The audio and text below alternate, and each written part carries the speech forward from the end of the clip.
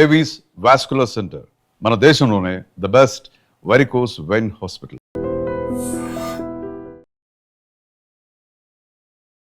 Welcome to I dream. ఏ దేశమేగినా ఎందుకాలడినా పొగడరా నీ జాతి భూమి భారతిని అని ఇప్పటి వరకు పొగుడుతూ వచ్చాం. కానీ పాశ్చాత్య దేశాల్లో మన మనుగడకే ప్రశ్నలు వర్షాలు కురిపించే ఎంతో మంది నాయకులు దిక్కుతోచని సందర్భాల్లో ఎక్స్టింక్షన్ అయిన H1లు ఇండియా వచ్చి వాటిల్ని మళ్ళీ అప్డేట్ చేసుకోవడానికి ఎన్నో సందిగ్ధ పరిస్థితుల్ని సమస్యల్ని ఎదుర్కొంటున్న భారతీయులకి ఈరోజు ఆ సమస్యల నుంచి పరిష్కారాల దారి చూపే ఒక ఇంటర్నేషనల్ ఎడ్యుకేటర్తో మీ క్వశ్చన్స్కి నేను సమాధానాలు అడిగి తెలుసుకోబోతున్నాను. లెట్స్ వెల్కమ్ కావేటి శ్రీనివాస్ గారు. నమస్తే సార్. నమస్కారం. Sir, you have an international exposure and you've worked in New York and you own offices in New York, New Jersey, London, Australia, you name it, you have offices. So immigration is your key and I've seen you dealing with the clients from the US as well. So మా ప్రేక్షకులకి authenticity is very important. Google search చేస్తే ఇవాళ రేపు అడ్వకేట్ని replicate చేసేయచ్చు, chat జీపీటీలో ఆన్సర్లు వస్తున్నాయి అని అనుకునే చాలామందికి మీ expertise, experience, application of law చూసాను నేను కళ్ళారా. సో అది మా ప్రేక్షకులకు కూడా చూపించాలనుకుంటున్నాను. బిగ్గెస్ట్ క్వశ్చన్ ఏంటంటే సార్, H1 ఎక్స్టెన్షన్ ఏదో కష్టపడి చేసుకుంటున్నారు, కంపెనీస్ చేస్తున్నాయి, ఇండియా వచ్చి మళ్ళీ మనం రీస్టాంపింగ్ చేసుకొని వెళ్ళాలి. కానీ సోషల్ మీడియాలో వీళ్ళు ఏమేమి పెడుతున్నారు అనేది కూడా ఒక చెక్ లిస్ట్లో భాగమయ్యి మొన్న నాకు తెలిసిన ఒక వాళ్ళకి అవ్వకుండా వెళ్ళిపోయాడు. సో దీని గురించి H1 అసలు రీక్రియేట్ చేసుకొని మళ్ళీ మనం రీస్టాంపింగ్ చేసుకోవడానికి ఇండియా రావాలా? మళ్ళీ ఇండియా వస్తే ఇరుక్కుపోతామా? ఇండియాలోనే రీస్టాంపింగ్ చేయించుకోవాలా, యూఎస్లో చేయించుకోకూడదా అనేది ప్రశ్నలు సార్. మీరు అడిగిన క్వశ్చన్స్ అన్ని లెజిటిమేట్ క్వశ్చన్స్. ఇప్పుడు అందరు కూడా ఇవే ప్రాబ్లమ్స్ ఫేస్ అవుతున్నారు. ఫస్ట్ ఆఫ్ ఆల్ కొంచెం బ్యాక్గ్రౌండ్ మాట్లాడాలి. ఇంతకుముందు గతంలో ఏంటంటే ఫస్ట్ టైం H1 చేసుకొని వచ్చిన తర్వాత అమెరికాలోనే రీవాలిడేషన్ అనే ప్రొసీజర్ పెట్టారు. అంటే వాషింగ్టన్ డీసీకి మీరు పాస్పోర్ట్ పంపిస్తే మళ్ళీ అది H1 స్టాంపింగ్ అయ్యి వెనక్కి వచ్చేది. దాన్ని అబాలిష్ చేశారు. ఎప్పుడు చేశారంటే సెప్టెంబర్ ఇన్సిడెంట్ అయిన తర్వాత ఆ సిస్టమ్ని అబాలిష్ చేశారు. ఎందుకంటే because they wanted to see మీరు ఏదైనా క్రైమ్లో ఉన్నారా లేకపోతే మీరు వాంటెడా అలాంటివి తెలుసుకోవడానికి వాళ్ళంతా రీవ్యాంప్ చేశారు. సో నౌ ద సిస్టమ్ ఏంటంటే మళ్ళీ ఆ రివాలిడేషన్ సిస్టమ్ ఇంట్రడ్యూస్ చేశారు, మళ్ళీ తీసేశారు. ఇప్పుడు ఏంటంటే ఫర్ ఎగ్జాంపుల్ మీరు ఒకసారి H1B మీద వచ్చిన తర్వాత యూఎస్కి H1B స్టాంపింగ్ ఎందుకు చేసుకుంటారు, అసలు ఎందుకు చేసుకోవాలి? ద ఫస్ట్ క్వశ్చన్ ఈజ్ ఎందుకు చేసుకోవాలంటే మీరు రైట్ టు ట్రావెల్ అనేది ఉంటుంది.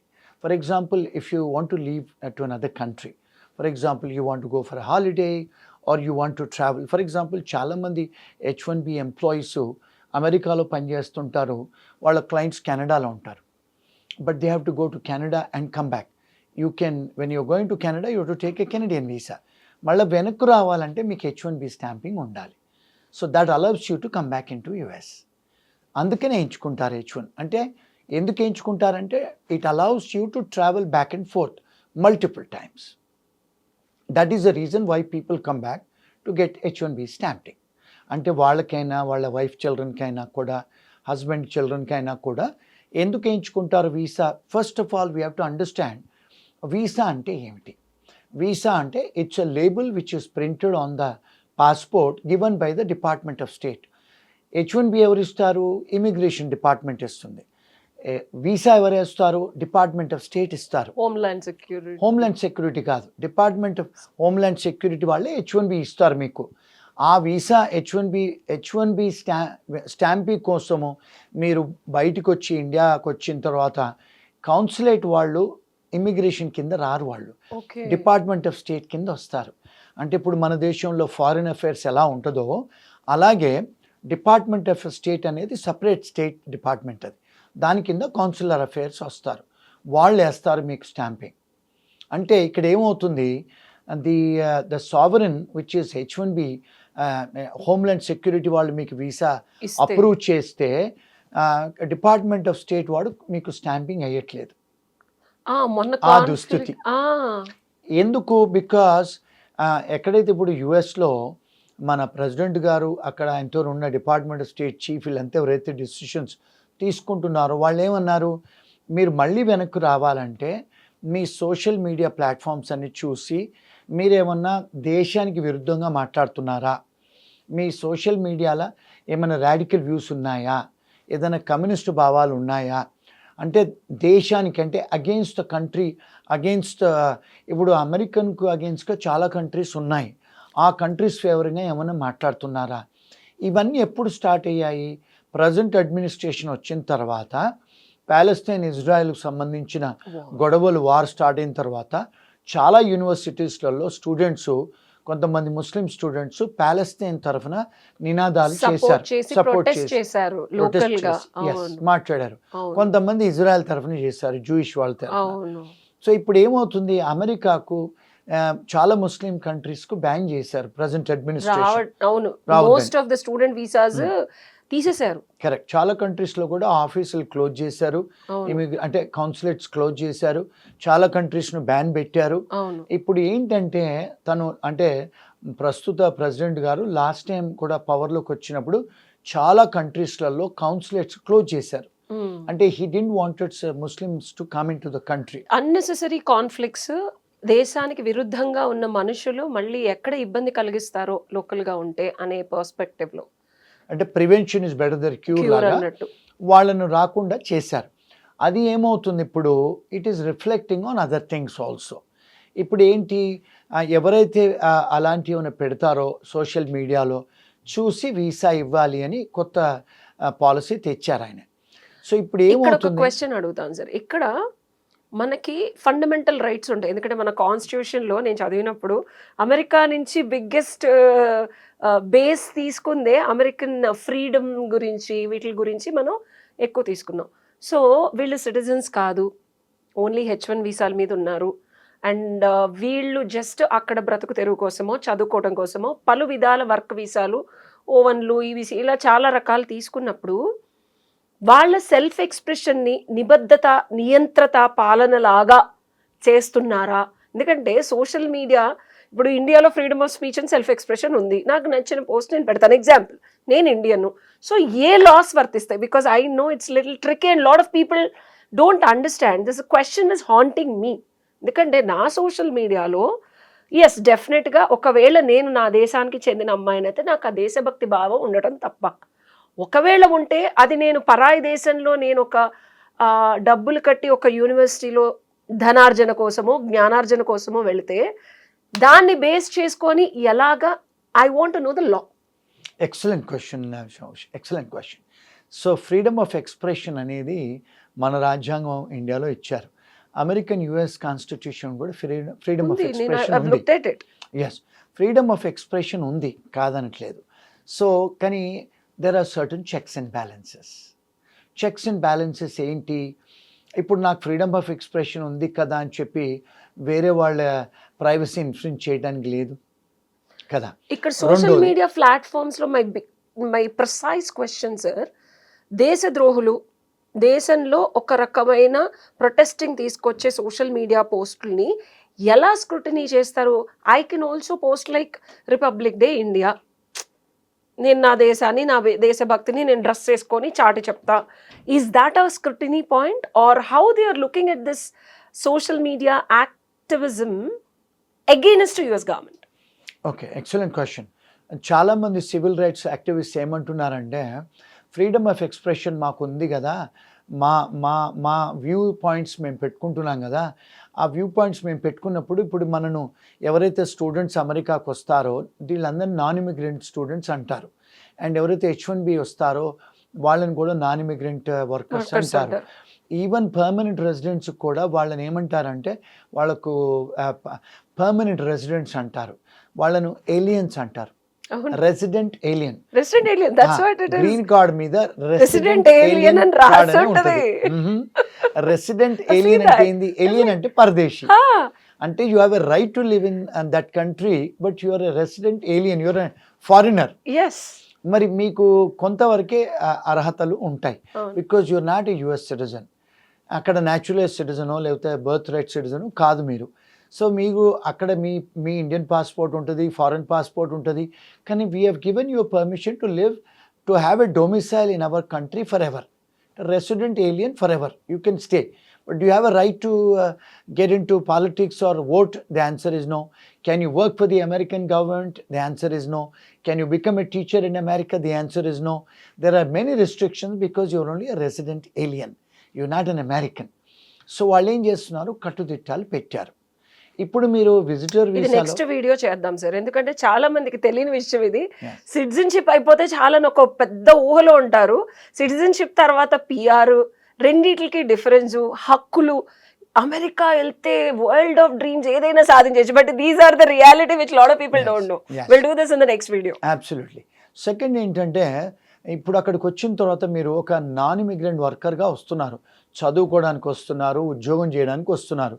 మీకు మేము పర్మనెంట్ రెసిడెన్సీ ఇవ్వలేదు అంటే వాళ్ళనే, that's way they looking at. మరి అమెరికన్స్ మీకు సిటిజన్షిప్ ఇవ్వలేదు, రానేలేదు, మీరు you not part of the country, మీరు వేరే దేశస్తులు కదా.